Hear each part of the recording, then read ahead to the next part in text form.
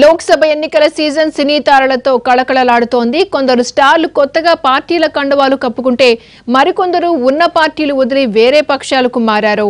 ఇక దశాబ్దాలుగా రాజకీయాల్లో ఉన్న సీనియర్లు ఇప్పటికే ఎన్నికల రంగంలోకి దిగి ప్రచారం చేసుకుంటుంటే ఇంకొందరు తెర వెనుక నుంచి సపోర్ట్ చేస్తున్నారు.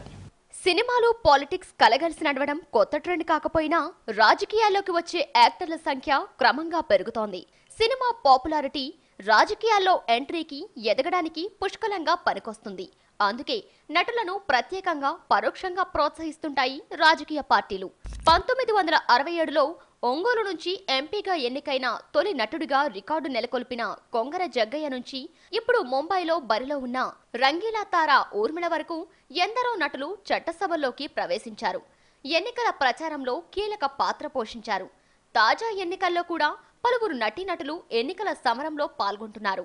నటుడు ప్రకాష్ రాజ్ బెంగళూరు సెంట్రల్ నియోజకవర్గం నుంచి స్వతంత్ర అభ్యర్థిగా పోటీ చేస్తున్నారు. ప్రచారాన్ని ప్రారంభించిన ఆయన నగరంలోని హోటళ్లు, షాపింగ్ మాళ్లు, మెట్రో రైళ్లలో తిరుగుతూ ఓట్లు అభ్యర్థిస్తున్నారు. ఇదే నియోజకవర్గంలో బీజేపీ అభ్యర్థిగా సిట్టింగ్ ఎంపీ పీసీ మోహన్ పోటీ చేస్తున్నారు. బీజేపీ రెబల్ ఎంపీగా మోదీ ప్రభుత్వంపై వీలైనప్పుడల్లా విమర్శలు గుప్పించిన శత్రుఘ్న సిన్హా కాంగ్రెస్ లోకి దూకారు.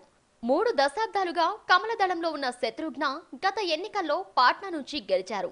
ఈ స్థానంలో ఎంపీ అభ్యర్థిగా ఈసారి రవిశంకర్ ప్రసాద్ కు బీజేపీ టికెట్ ఇచ్చింది. బాలీవుడ్ లో ప్రత్యేక స్థానం సంపాదించిన స్టార్ హీరో శత్రుఘ్న సిన్హా ఎన్నో సందర్భాల్లో మోదీ, అమిత్ షాలపై బహిరంగ విమర్శలు చేశారు.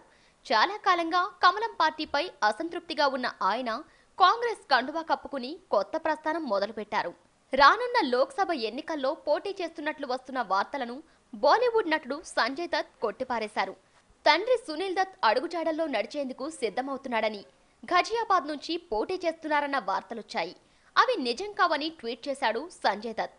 అయితే ఎన్నికల్లో తన సోదరి కాంగ్రెస్ ఎంపీ ప్రియా దత్ కు తన మద్దతు ఇస్తున్నానని ప్రకటించాడు. ఇక కాంగ్రెస్ పార్టీకి రంగీలా గ్లామర్ జత కలిసింది. బాలీవుడ్ నటి ఊర్మిళ మటోండ్కర్ హస్తంతో చేయి కలిపారు. ఊర్మిళకు రాహుల్ గాంధీ స్వయంగా కండువా కప్పి పార్టీలోకి ఆహ్వానించారు. ఊర్మిళ ముంబై నార్త్ లోక్సభ నియోజకవర్గం నుంచి పోటీ చేస్తారని తెలుస్తోంది.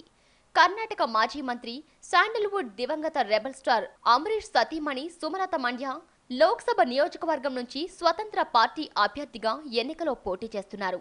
నామినేషన్ వేశాక Sumalatha challenging star Darshan, KGF hero Yash, వేలాది అమరీష్ అభిమానులతో కలిసి మండ్య వీధుల్లో రోడ్ షో నిర్వహించారు.